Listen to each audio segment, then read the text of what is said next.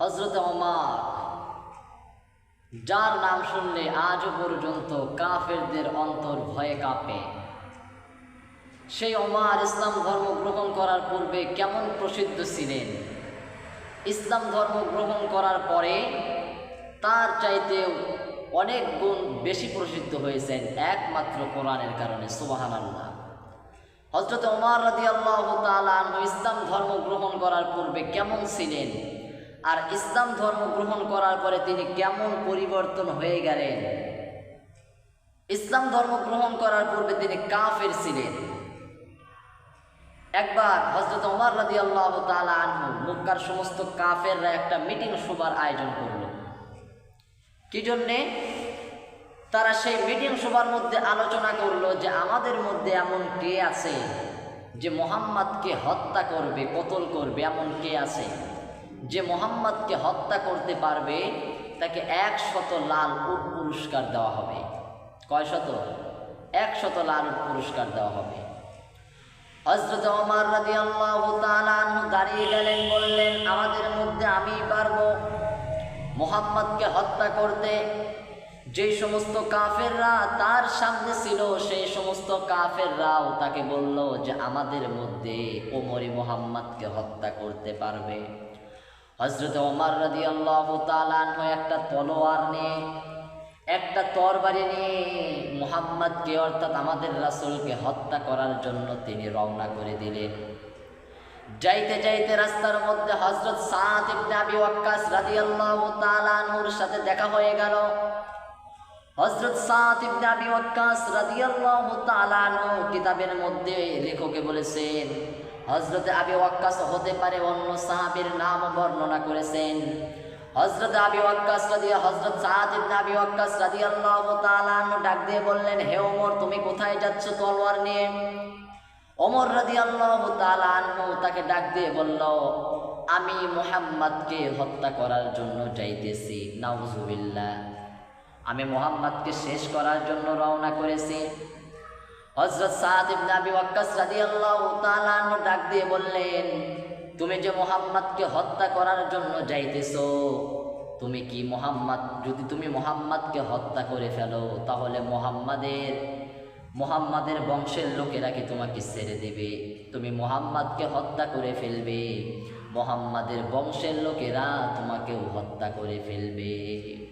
এই কথা ওমর রাদিয়াল্লাহু তাআলা আনহু হযরত সাদ ইবনে আবি ওয়াক্কাস রাদিয়াল্লাহু তাআলা আনহুর মুখ থেকে শুনলেন। তারপরে ভীষণ রাগান্বিত হয়ে গেলেন। ওমর রাদিয়াল্লাহু তাআলা আনহু বললেন, রাগান্বিত হয়ে বললেন, তুইও মনে হয় আজকে বেদিন হয়ে গিয়েছিস, অর্থাৎ মুসলমান হয়ে গিয়েছিস। এই কথা বলে হযরত ওমর রাদিয়াল্লাহু তাআলা আনহু তরবারিটা বের করে হযরত সাদ ইবনে আবি ওয়াক্কাস রাদিয়াল্লাহু তাআলা আনহুকে কোপ দেওয়ার জন্য এগিয়ে গেলেন। হযরত সাদ ইবনে আবি ওয়াক্কাস রাদিয়াল্লাহু তাআলা আনহু তিনিও তরবারিটা বের করলেন, অর্থাৎ দুইজনেই তরবারি এগিয়ে নিয়ে যায়, আবার পিছনের দিকে নিয়ে আসে, অর্থাৎ দুইজন মুখোমুখি হয়ে গেল। এবার হযরত সাদ ইবনে আবি ওয়াক্কাস রাদিয়াল্লাহু তাআলা আনহু ওমরকে ডাক দিয়ে বললেন, হে ওমর, আমাকে হত্যা করার পূর্বে তুমি তোমার নিজের ঘরের খবর নাও। তুমি গিয়ে দেখো তোমার বোন, তোমার ভগ্নিপতি তারাও মুসলমান হয়ে গিয়েছে। হযরত ওমর রাদিয়াল্লাহু তাআলা আনহু ডাইরেক্ট তার বোনের দরজার দিকে দৌড় দিলেন, ঘরের দিকে রওনা করে দিলেন। যাওয়ার পরে দেখেন দরজাটা আটকানো ছিল। ঘরের মধ্যে থেকে তার বোন এবং তার ভগ্নিপতি দুইজন কোরআন শিখতেছে। তাদেরকে হযরত খাব্বাব রাদিয়াল্লাহু তাআলা আনহু ঘরের মধ্যে কোরআন শিখাইতেছিলেন। হযরত ওমর রাদিয়াল্লাহু তাআলা আনহু তার বোনের দরজায়, ঘরের দরজায় গিয়ে নক করলেন। হযরত খাব্বাব রাদিয়াল্লাহু তাআলা আনহু ওমরের কণ্ঠ শুনে যেই কোরআন শিখাইতেছিল সেই কোরআনটা সেখানেই রেখে খাব্বাব রাদিয়াল্লাহু তাআলা আনহু ঘরের মধ্যে যে চৌকি আছে, ঘরের মধ্যে যে খাট আছে, সেই খাটের নিচে তিনি লুকাইলেন। এবার হযরত ওমর রাদিয়াল্লাহু তাআলা আনহু ভিতর বাইরে থেকে শুধু নক দেয়, কিন্তু ওমর রাদিয়াল্লাহু তাআলা আনহুর বোন খোলে না। এইভাবে দরজার মধ্যে নক করতে করতে ওমর একবার ভীষণ রাগান্বিত হয়ে গেলেন। যখন হযরতে ওমর রাদিয়াল্লাহু তাআলা আনহুর বোন দরজাটা খুলে দিল, খুলে দেওয়ার সাথে সাথে হযরতে ওমর রাদিয়াল্লাহু তাআলা আনহু তাকে আঘাত করলেন। তার ভগ্নিপতি সেখানে ছিল, তার ভগ্নিপতির দাড়ি দ্বারা টান দিলেন। ওমর রাদিয়াল্লাহু তাআলা আনহু তার বোনকে বলল, আপন দুশমন, নিজেদের দুশমন, তুইও আজকে বেদিন হয়ে গেলি, আমার বোন হয়ে তুইও আজকে মুসলিম হয়ে গেলি। তার ভগ্নিপতিকে বলল, দাড়ি ধরে টান দিয়ে বলল, আজকে তোমরা দুইজন মুসলমান হয়ে গেলে, তোমরা কেন বেদুন হয়ে গেলে? তার ভগ্নিপতি ডাক দিয়ে বলল, অপর ধর্ম যদি সঠিক হয় তাহলে কেন আমরা অপর ধর্ম গ্রহণ করব না? হযরত ওমর রাদিয়াল্লাহু তাআলা আনহু তার ভগ্নিপতিকে মারা শুরু করলেন। মারতে মারতে এক সময় মাটির মধ্যে শুয়ে ফেললেন। শুয়ে দেওয়ার পরে তখন তার বোন তার স্বামীকে বাঁচানোর জন্য স্বামীর দিকে এগিয়ে গেলেন। ওমর রাদিয়াল্লাহু তাআলা আনহুকে সরিয়ে দিলেন। সরানোর পরে হযরত ওমর রাদিয়াল্লাহু তাআলা আনহু তার বোনকে এত জোরে গালের মধ্যে একটা চর মারলেন। চর মারার সঙ্গে সঙ্গে তার বোনের গাল দিয়ে রক্ত বেয়ে পড়া শুরু করে দিল, একমাত্র ইসলাম ধর্ম গ্রহণ করার কারণে। হযরত ওমর রাদিয়াল্লাহু তাআলা যখন দরজার মধ্যে নক করেছিলেন, খাব্বাব রাদিয়াল্লাহু তাআলা কোরআন শরীফ শিক্ষা দিতেছিলেন। সেই কোরআনের পাতাটা সেখানে ছিল, সেইটা যে তাদের সাথে নিয়ে ভিতরে লুকাবে, কিন্তু সেইটা সাথে নেয় নাই, সেটা বাইরেই থেকে গেল। ওমর রাদিয়াল্লাহু তাআলা আনহু সেইটার দিকে চোখ পড়ে গেল, অর্থাৎ কোরআনের দিকে চোখ পড়ে গেল। এবার ওমর রাদিয়াল্লাহু তাআলা আনহু সেই কোরআনটা হাতের মধ্যে তুলতে লাগলেন, কিন্তু ওমর রাদিয়াল্লাহু তাআলা আনহুর বোন তাকে সেই কোরআনটা স্পর্শ করতে দিল না। তার বোন বলল, হে আমার ভাই, এইটা নাপাক অবস্থায় স্পর্শ করা যাবে না, এইটা ওযুবিহীন অবস্থায় স্পর্শ করা যাবে না, এইটা গোসল ছাড়া স্পর্শ করা যাবে না, তুমি আগে গোসল করো তারপরে এইটা স্পর্শ করো। ওমর রাদিয়াল্লাহু তাআলা আনহু ভালোভাবে গোসল করলেন। গোসল করার পরে সেই কোরআনটা হাতের মধ্যে নিলেন। নেওয়ার পরে কোরআনটা পড়ে দেখলেন, সেই কোরআনের মধ্যে সূরাতুত তাহার একখানা আয়াত লেখা ছিল। সেই আয়াতটা হলো, ইন্নানি আনাল্লাহু লা ইলাহা ইল্লা আনা ফা'বুদনি ওয়া আকিমিস সালাতা লিযিকরি। অর্থাৎ নিশ্চয় একমাত্র আমি আল্লাহ, আমি ছাড়া কোনো ইলাহ নেই, আমি ছাড়া কোনো উপাস্য নেই, আমি ছাড়া কোনো মাবুদ নেই। তোমরা আমার ইবাদত করো, আমার বন্দেগী করো, আমার দাসত্ব করো। ওয়া আকিমিস সালাতা লিযিকরি, আর তোমরা আমার স্মরণে নামাজ কায়েম করো। সেই কোরআনের মধ্যে আয়াতখানা লেখা ছিল। হযরত ওমর রাদিয়াল্লাহু তাআলা আনহু এই আয়াতটা পড়ার পরে তার মধ্যে একটা পরিবর্তনের চিহ্ন দেখা গেল। আহারে, আবার নিজের বোনের গালের মধ্যে চর দিয়েছিলেন, গাল দিয়ে রক্ত বয়ে বয়ে পড়তেছিল। সেইটা দেখেও নিজের অন্তরের মধ্যে কেমন যেন একটা ধাক্কা মারলো, যে আহারে, আমি আমার নিজের বোনকে কেন চর দিলাম, আমার নিজের বোনকে কেন মারলাম। হযরত ওমর রাদিয়াল্লাহু তাআলা আনহু সেই কোরআন পড়ার পরে এইটা অনুভব করলেন। এবার তার বোনকে বলল, হে বোন, আমি আর খ্রিস্টান, আমি আর কাফের থাকতে চাই না, আমি আর অমুসলিম থাকতে চাই না, আমাকে মুহাম্মাদের দরবারে নিয়ে যাও। আমি মুহাম্মাদের দরবারে গিয়ে আমি মুহাম্মাদের হাতে হাত রেখে ইসলাম গ্রহণ করব। সুবহানাল্লাহ। চোখের নিচে, খাটের নিচে খাব্বাব রাদিয়াল্লাহু তাআলা আনহু লুকিয়েছিলেন। যখন ওমর বলল, আমাকে মুহাম্মাদের দরবারে নিয়ে যাও, এইবার খাব্বাব রাদিয়াল্লাহু তাআলা আনহু খাটের নিচ থেকে বের হয়ে আসলেন। আসার পরে ওমরকে সুসংবাদ দিলেন, হে ওমর, আপনার জন্য একটা সুসংবাদ আছে। গতকাল বৃহস্পতিবার ছিল, আল্লাহর রাসূল তাহাজ্জুদের নামাজে জায়নামাজ বিছিয়ে আল্লাহর দরবারে দোয়া করেছিলেন, ওগো রব, ইসলাম ধর্ম আমাদের দলটা শক্তিশালী করার জন্য আমি তোমার কাছে দুইজন ব্যক্তির জন্য দোয়া চাই, আমি তোমার কাছে দুইজন ব্যক্তির জন্য প্রার্থনা করি। এক নাম্বার হলো খাব্বাবের পুত্র ওমর, দুই নাম্বার হলো হিশামের পুত্র আবু জেহেল।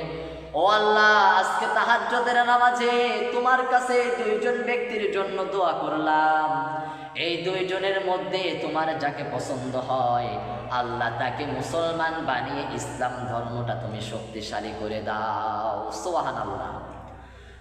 খাব্বাব রাদিয়াল্লাহু তাআলা আনহু এই সুসংবাদ ওমরকে দিলেন যে আল্লাহর রাসূল গতকাল তাহাজ্জুদের সময় আপনার জন্য অথবা আপনার জন্য আর হিশামের পুত্র আবু জেহেলের জন্য দোয়া করেছিল, হয়তো আল্লাহর রাসূলের দোয়া কবুল হয়েছে, আল্লাহ পাক আপনাকে ইসলামের জন্য কবুল করেছেন।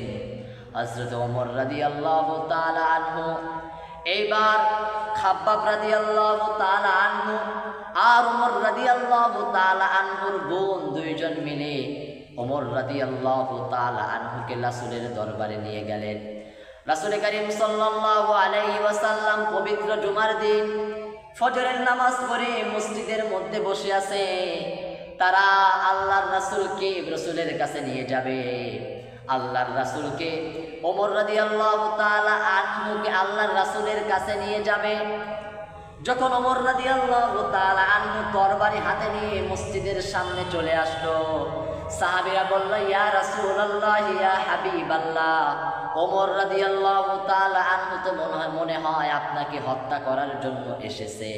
আল্লাহর রাসূল বললেন, হে আমার সাহাবীরা, তোমরা দরজাটা খুলে দাও, আমি এখানেই বসে থাকবো। ওমরকে আমার দরবারে আসতে দাও। আমার বিশ্বাস আমার আল্লাহ গতকাল তাহাজ্জুদের দোয়া কবুল করেছে। আমার বিশ্বাস আমার আল্লাহ গতকাল তাহাজ্জুদের দোয়া কবুল করেছে। হে আমার সাহাবীরা, ওমরকে আমার দরবারে আসতে দাও। ওমর রাদিয়াল্লাহু তাআলা আনহু তরবারে নিয়ে রাসূলের কাছে আসলেন। আসার পরে বললেন, ইয়া রাসূলুল্লাহ, এতদিন অমুসলিম ছিলাম, আমি আপনাকে হত্যা করার জন্য এসেছিলাম, কিন্তু ওগো রাসূল, আমি আর অমুসলিম থাকতে চাই না। আমার হাতটা আপনার হাতের মধ্যে নিয়ে আমাকে কালিমা পড়ে আমাকে ইসলামের জন্য, আপনি রাসূল আমাকে ইসলামের জন্য সৈনিক বানিয়ে নেন। আল্লাহু আকবার। আল্লাহর রাসূল ওমর রাদিয়াল্লাহু তাআলা আনহুকে কালিমা পড়ে মুসলমান বানিয়ে দিলেন। ওমর রাদিয়াল্লাহু তাআলা আনহু ইসলাম ধর্ম গ্রহণ করার পরে মক্কার মধ্যে মুসলমানের সংখ্যা ছিল 12 থেকে 13 জন। ওমর রাদিয়াল্লাহু তাআলা আনহু ইসলাম ধর্ম গ্রহণ করলেন। তারপরে রাসূলকে বললেন, ইয়া রাসূলুল্লাহ, এতদিন তো গোপনে ইসলামের দাওয়াত দিয়েছেন, এখন থেকে আমি ওমর ইসলাম ধর্ম গ্রহণ করেছি, আমি মুসলিম হয়েছি, আর গোপনে দ্বীনের দাওয়াত চলবে না গো রাসূল। এখন প্রকাশ্যে দ্বীনের দাওয়াত দিতে চাই, আপনি আমাকে একটা অনুমতি দিয়ে দেন, আমি ওমর এই মক্কার জমিনে একটা মিছিল বের করতে চাই। আল্লাহু আকবার। ওমর রাদিয়াল্লাহু তাআলা আনহু রাসূলের কাছে অনুমতি চাইলেন, পারমিশন চাইলেন। রাসূল বললেন, হে ওমর, আমরা তো মুসলমানের সংখ্যা মাত্র কয়েকজন, এখনই তোমাকে মিছিলের জন্য বের হতে হবে না, অল্প কিছুদিন যাক, তারপরে মুসলমানদেরকে নিয়ে তুমি মিছিলে বের হও। ওমর রাদিয়াল্লাহু তাআলা আনহু মানলেন না, বললেন, ইয়া রাসূলুল্লাহ, শুধু আপনি একবার অনুমতি দেন, আমি তো আছি, আমি মিছিলের নেতৃত্ব দেব। আল্লাহর রাসূল সেই 12 জন 13 জন মানুষকে 2টা লাইন করে দিলেন। এক নাম্বার লাইনের সেনাপ্রধান ছিলেন হযরত ওমর, আর একটা লাইনের সেনাপ্রধান ছিলেন রাসূলের নিজের চাচা হযরত হামজা রাদিয়াল্লাহু তাআলা আনহু। 2 জন 2টা লাইনের নেতৃত্ব দিয়ে নারায়ে তাকবীরের স্লোগান মক্কার মধ্যে দিয়ে দিল। আল্লাহু আকবার। যখন মক্কার মধ্যে নারায়ে তাকবীরের স্লোগান ওমর দিয়ে দিল, আবু জেহেল, আবু লাহাব, উতবা, শাইবা, মুগীরা, মক্কার মধ্যে যেই সমস্ত কাফেররা ছিল সবাই বলতে লাগলো যে আমাদের এলাকার মধ্যে আমাদের যেই ক্ষমতা, আমাদের এই ক্ষমতাধর এলাকার মধ্যে কারা আবার নারায়ে তাকবীরের স্লোগান দেয়। হযরত ওমর রাদিয়াল্লাহু তাআলা আনহু নারায়ে তাকবীর স্লোগান দেওয়ার পরে কাফেররা ভয় পেয়ে গেল। আবু জেহেল, আবু লাহাব ঘরের জানালাটা খুললেন। খোলার পরে দেখেন মিছিলের নেতৃত্ব দিচ্ছে হযরত ওমর, যেই ওমরকে আল্লাহর রাসূলকে হত্যা করার জন্য পাঠানো হয়েছিল, যেই ওমরকে আল্লাহর রাসূলের কল্লা নেওয়ার জন্য পাঠানো হয়েছিল, সেই ওমর মিছিলের নেতৃত্ব দেয়। আবু জেহেল ভয় পেয়ে গেল, আবু লাহাব ভয় পেয়ে গেল। তারা ওমরকে দেখে তারা বাইরে বের হলো না। ওমর রাদিয়াল্লাহু তাআলা আনহু ডাক দিয়ে বললেন, এই মক্কার মধ্যে কে আছো?